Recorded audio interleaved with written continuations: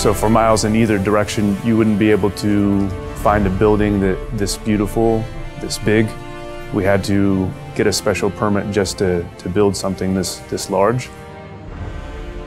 Our Lady of Sorrows is a Latin Mass parish.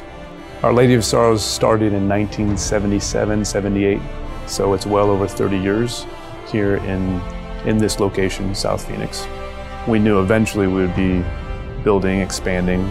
We have a school as well, a growing parish. This project is an effort by the community here at Our Lady of Sorrows to build a beautiful church, one that's worthy of the services, the Mass, the worship of God.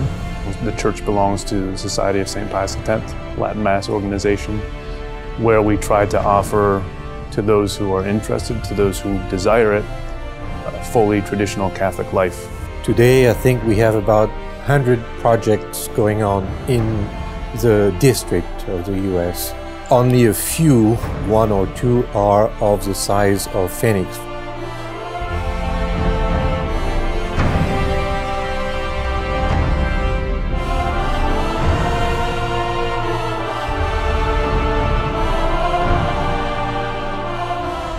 The new church that we're constructing is located on the southeast corner of the property. It's a 7.3 acre site, approximately 12,000 square feet on the main level, and it has a full 9,000 square foot basement.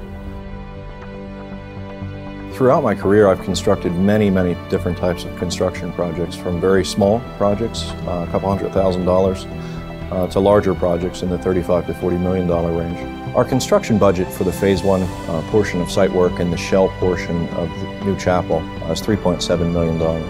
We broke ground on this project in April of 2013, and we're currently scheduled to complete the shell phase construction in January of 2014.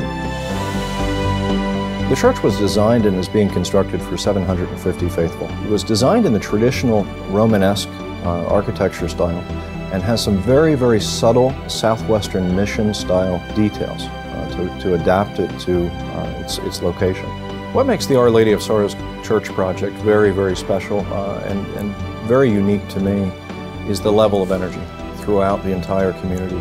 I think the main reason the community is thriving is because we have a core group of families who take life seriously.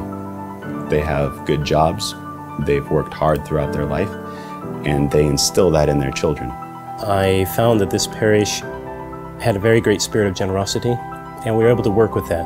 They, as I mentioned, centered on Our Lady of Sorrows, on the Sacred Heart, on the devotion to the Blessed Sacrament. It really helped to bond the parish to be able to do a great project like this. I think in all these projects, especially the big projects, we are trying to revive what the church has always done. It's all for the honor of God. It's all for the good of souls. That's what Catholic life is.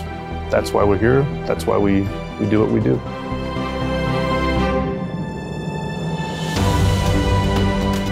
The main obstacle in the way of completing the church so that it's done, it's finished, it's usable for Mass, etc., is lack of funds.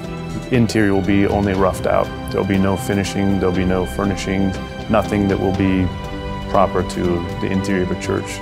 I would say that in general, most things that are done well, particularly that have a spiritual dimension, it's always been a few really noble and dedicated souls who've been the ones to really carry the main weight. Our Lord says that many are called, few are chosen. All of us are called to that kind of nobility, that kind of generosity.